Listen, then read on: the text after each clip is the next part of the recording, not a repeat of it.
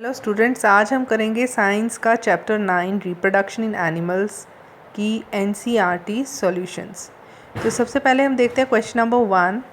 Explain the importance of reproduction in organisms. Organisms में reproduction का importance क्या है? तो answer is reproduction is essential for the continuation of the स्पीसी। यानी अगर स्पीसीज़ में सभी इंडिविजुअल्स आ गए, चाहे वो एनिमल्स हैं चाहे प्लांट्स हैं, तो सभी को अगर कंटिन्यू रखना है तो हमें रिप्रोडक्शन की प्रोसेस ज़रूरी है। Second, it ensures the continuation of similar kinds of individuals. एक समान इंडिविजुअल्स जो होते हैं उनकी कंटिन्यूएशन के लिए, generation after the generation, right? So these are the two importance of the reproduction in organisms. Next comes the describe the process of fertilisation in human beings. So human beings में fertilisation की process कैसे होती है? तो हमने इसमें क्या पढ़ा था, हम देखते हैं आंसर पढ़ के। There is sexual reproduction in human beings. तो हमें पता है कि रिप्रोडक्शन का जो टाइप है वो सेक्शुअल है in case of human beings. Male reproductive organs जो होते हैं वो स्पर्म्स प्रोड्यूस करते हैं, जिन्हें हम मेल गैमीट्स बोलते हैं, while the female gametes produces the ova, या फीमेल गैमीट्स बोलते हैं ओवा को, या एग भी बोलते हैं इसको। So sperms are rejected inside the female body. तो ये जो स्पर्म्स होते हैं ये इजेक्ट किए जाते हैं फीमेल बॉडी में, जहाँ पर इनका फ्यूजन होता है। तो ओवम यानी एग जो है वो फ्यूज़ करके स्पर्म के साथ क्या बनाता है, सिंगल सेल जो होता है उसका नाम क्या है, zygote.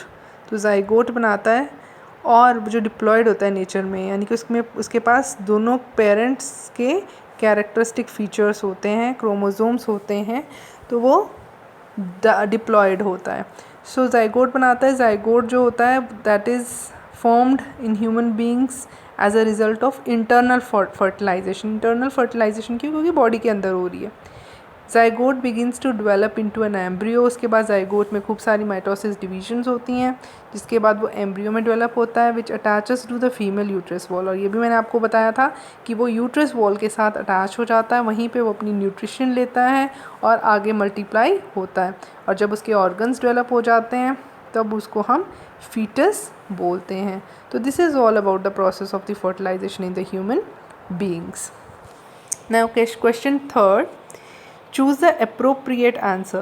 So first they have given internal fertilization occurs. So they have given you 4 options here. So internal fertilization occurs in female body, outside female body, in male body और outside the male body. Fertilisation process जो है वो mail body में तो होती नहीं है, तो जो थर्ड और फोर्थ ऑप्शन है वो तो इसका आंसर हो नहीं सकता, ठीक है। सो नेक्स्ट हमारे पास रह गया इन फीमेल बॉडी या आउटसाइड द फीमेल बॉडी। क्योंकि इंटरनल वर्ड आ गया तो answer will be in female body, right. So next comes the a tadpole develops into an adult frog by the process of. तो tadpole जो है वो larval stages है frog की, ठीक है, या आप कह सकते हो कि फ्रॉग के बच्चे ही हैं। तो वो अडल्ट फ्रॉग में कैसे, कौन सी प्रोसेस से डेवलप होते हैं? तो उस प्रोसेस को हम क्या कहते हैं, फर्टिलाइजेशन? नो, फर्टिलाइजेशन का मतलब तो होता है fusion of male and female gamete, तो ये तो हो नहीं सकता, ठीक है। मेटामॉर्फोसिस, चलो इसको हम एक साइड पे रख रहे हैं। एम्बेडिंग देखते हैं। एम्बेडिंग का मतलब होता है धंसना, तो ये तो कोई मतलब ही नहीं निकलता। बडिंग, बडिंग जो होता है उसका मतलब होता है, जैसे आपने यीस्ट में पढ़ा था कि एक सेल जो है उसकी छोटी सी प्रोट्रूडेशन निकलती है, और ये जो प्रोट्रूडेशन होती है ये आगे जाके खूब सारे स्ट्रक्चर्स भी बना सकती है, और जब ये अलग हो जाता है मेन बॉडी से तो then it develops into a new individual. तो ये एक तरह का रिप्रोडक्शन का मेथड है, तो ये भी नहीं है। तो आंसर क्या हो सकता है, मेटामॉर्फोसिस। तो मेटामॉर्फोसिस का मतलब क्या है कि जब कोई ऑर्गेनिज़म, उसकी लार्वल स्टेजेस अडल्ट स्टेजेस से बिल्कुल डिफरेंट होती हैं। अब टैडपोल लार्वा के बारे में थोड़ा जान लेते हैं। टैडपोल का जो टैडपोल लार्वा है जो, ठीक है, tadpole is a larval stages of the frog. तो ये जो टैडपोल है ये पानी में रहता है, ठीक है, इसमें गिल्स प्रेजेंट होते हैं, इट हैज़ गिल्स। फ्रॉग में, फ्रॉग तो लंग्स या अपनी मॉइस्ट स्किन के साथ रिस्पिरेशन करता है, सांस लेता है, ठीक है, पर टैडपोल लार्वा गिल्स के साथ सांस लेता है, क्योंकि वो ज़्यादा टाइम पानी में ही रहता है, पूरी तरह फ़िश की तरह होती है उसकी बॉडी, फ़िश की तरह आपको दिखेगा। पर फ्रॉग जो होते हैं एडल्ट, वो कैसे होते हैं, वो ज़मीन पर रहते हैं। They are called amphibians because पानी और ज़मीन दोनों जगह आपको मिलेंगे। तो इसका मतलब है कि टैडपोल लार्वा जो है वो फ्रॉग से बिल्कुल ही डिफरेंट है। तो हम इसमें इसका आंसर जो रहेगा that will be the Metamorphosis. Next is the number of nuclei present in a zygote is. अब ज़ाइगोट जो है उसमें कितनी न्यूक्लियस होनी चाहिए? तो number of nuclei present in zygote is, अब ज़ाइगोट बना कैसे था? मेल ऑर्गेनिज्म से हमें मिला था मेल गैमीट, चलो हम स्पर्म मान लेते हैं उसको, ठीक है, और फीमेल से बनता है एग और दी ओवा, ठीक है। अब यहाँ पर इन दोनों की अगर फ्यूजन होएगी तो ज़ाइगोट बनेगा, जिसमें दोनों की न्यूक्लियस क्या करेंगी, फ्यूज़ करेंगी, तो हमारे पास एक ही सेल आएगा जिसमें सिंगल न्यूक्लियस होगी। तो यहाँ पर न्यूक्लियस, क्योंकि मेल और फीमेल की न्यूक्लियस क्या होगी, ये यहाँ पर फ्यूज़ हो चुकी है, फ्यूज़ होके अब एक ही न्यूक्लियस में वो कन्वर्ट हो जाएगा। तो ये सिंगल सेल जो बनेगा this will be known as the zygote. तो ज़ाइगोट में कितनी न्यूक्लियस होंगी? 1, ठीक है। तो इसका आंसर आ जाएगा 1। नेक्स्ट मूव ऑन करते हैं हम क्वेश्चन नंबर 4 की तरफ, जिसमें आता है ट्रू और फॉल्स। तो यहाँ पर पूछा गया है oviparous animals give birth to young ones, ठीक है। ओविपेरस एनिमल्स जो होते हैं they give birth to the young ones, is it right और रॉन्ग? तो ओविपेरस एनिमल्स क्या होते हैं? जो एग ले करते हैं। तो जो एग ले करते हैं वो जानवर बर्थ नहीं देते, तो इसका आंसर आ जाएगा फॉल्स। तो यहाँ पर आप देख सकते हो फॉल्स लिखा हुआ है। Each sperm is a single cell, तो जो स्पर्म होते हैं वो सिंगल सेल होते हैं, यस वो सिंगल सेल होते हैं, ये आ जाएगा ट्रू। नेक्स्ट आ गया external fertilisation takes place in the frog. तो एक्सटर्नल फर्टिलाइजेशन का मतलब होता है बॉडी के बाहर। तो हमने पढ़ा था कि कुछ एक्वेटिक एनिमल्स हैं उनमें, और कुछ फिशेस हो गई या फ्रॉग्स हो गए, उनमें एक्सटर्नल फर्टिलाइजेशन होता है, तो इसका आंसर भी आ जाएगा ट्रू। नेक्स्ट आएगा a new human individual develops from a cell called gamete. तो क्या गेमीट से डेवलप होता है? तो इसका आंसर आ जाएगा फॉल्स, क्योंकि न्यू ह्यूमन इंडिविजुअल जो होते हैं वो ज़ाइगोट से डेवलप होते हैं, वो गेमीट से नहीं होते। गेमीट फ्यूज़ करेंगे दोनों, फिर उसके बाद ज़ाइगोट बनेगा, और ज़ाइगोट से न्यू इंडिविजुअल्स जो हैं वो डेवलप होएंगे। Next is egg laid after fertilisation is made up of single cell.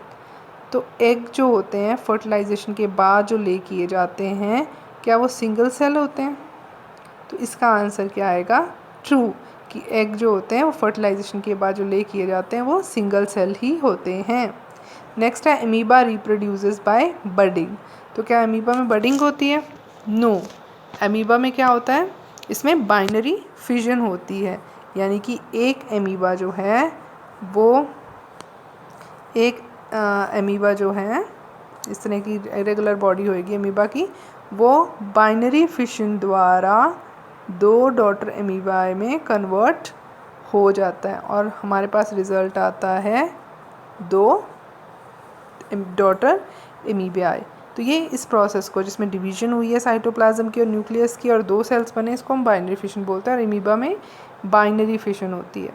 Next is fertilisation is necessary even in the asexual reproduction. तो क्या फर्टिलाइजेशन नेसेसरी है असेक्सुअल रिप्रोडक्शन में? Yes, no it's not necessary, ठीक है।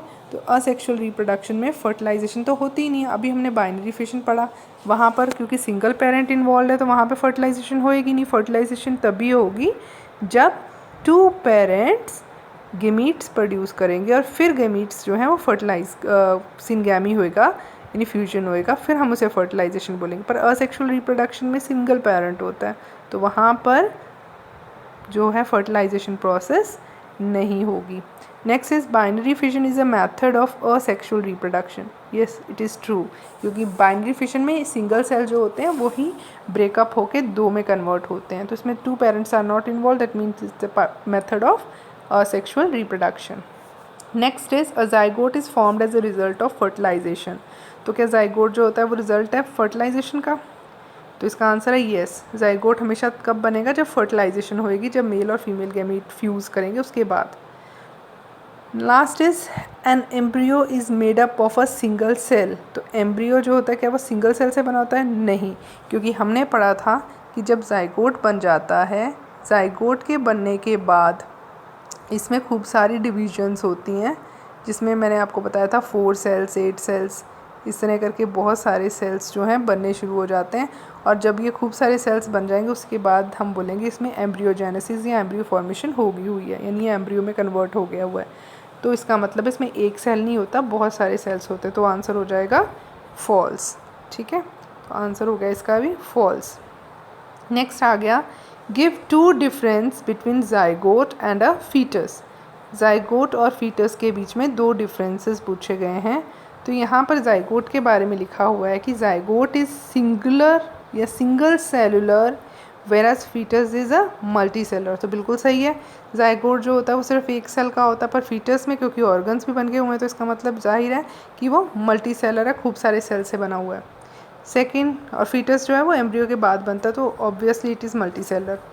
Next time well defined body parts are absent in zygote versus in foetus. हमने पढ़ा है कि ऑर्गन्स प्रेजेंट होते हैं तभी फीटस बोलते हैं. जिसमें हाथ पैर बनने शुरू हो जाते हैं तो उस बॉडी पार्ट्स के साथ उसी को हम क्या बोलेंगे? फीटस.